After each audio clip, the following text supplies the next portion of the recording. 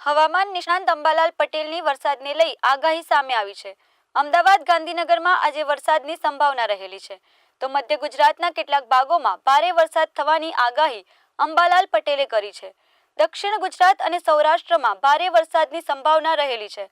અંબાલાલ પટેલના જણાવ્યા મુજબ 24 થી 30 જુલાઈ દરમિયાન રાજ્યના ઘણા ભાગોમાં વરસાદ થશે અને 2 થી 8 ઓગસ્ટ દરમિયાન દક્ષિણ ગુજરાતમાં ભારે વરસાદ પડવાની શક્યતા રહેલી છે। તાપી અને નર્મદા નદી બે કાંઠે થવાની આગાહી અંબાલાલ પટેલે કરી છે। દક્ષિણ ગુજરાતમાં વરસાદી ઝાપટા પડશે અને 12 જુલાઈ સુધીમાં રાજ્યમાં ભારે વરસાદ પડશે।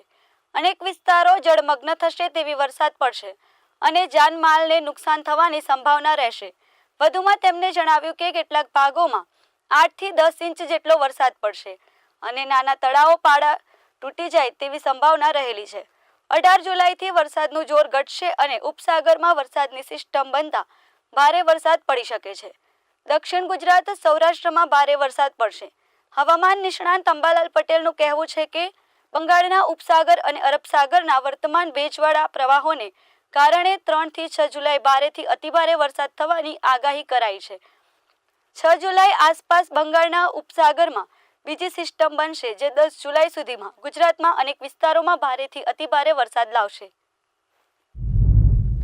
ભાગોમાં આજથી વરસાદની શરૂઆત થઈ જવાની શક્યતા રહે છે। અમદાવાદ ગાંધીનગરના ભાગોમાં પણ આજે વરસાદ પડવાની શક્યતા રહે છે, પણ ઉલ્લેખનીય છે કે મધ્ય ગુજરાતના ભાગોમાં આજે ભારે વરસાદ પડવાની શક્યતા રહે છે। દક્ષિણ ગુજરાત અને દક્ષિણ સૌરાષ્ટ્રના કેટલા ભાગમાં પણ ભારે વરસાદ પડવાની શક્યતા રહે છે। આ ઉપરાંત મહીસાગરના ભાગો અને પંચમહાલના ભાગો કેટલા ભાગોમાં પણ ભારે વરસાદ થવાની શક્યતા રહે છે। ભરૂચના કેટલાક ભાગોમાં ભારે વરસાદ થવાની શક્યતા રહે છે। ઉત્તર ગુજરાતના કેટલાક ભાગો, મધ્ય ગુજરાત ઉપરાંત પૂર્વ ગુજરાત અને સાબરકાંઠાના અને કચ્છના કેટલાક ભાગમાં વરસાદ થવાની શક્યતા રહે છે। કોઈ ભાગમાં ભારે વરસાદ થવાની શક્યતા રહે છે। ઉત્તર સૌરાષ્ટ્રના ભાગો પર વરસાદ થવાની શક્યતા રહે છે। પશ્ચિમ સૌરાષ્ટ્રના ભાગો પર વરસાદ થવાની શક્યતા રહે છે। જામનગરના કેટલાક ભાગોમાં વરસાદ ઝાપટા પડવાની શક્યતા રહે છે। એટલે આ વરસાદ હજુ ઘણા ભાગમાં ભારે વરસાદ થશે અને તારીખ 15 સુધીમાં સૌરાષ્ટ્રના ઘણા ભાગમાં ભારે વરસાદ થવાની શક્યતા રહે છે। ગુજરાતના અન્ય ભાગોમાં ભારે વરસાદ થવાની શક્યતા રહે છે।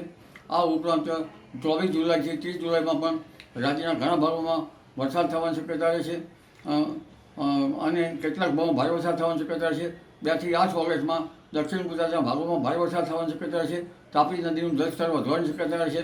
નર્મદા નદી બે કાંઠે થવાની શક્યતા રહે છે।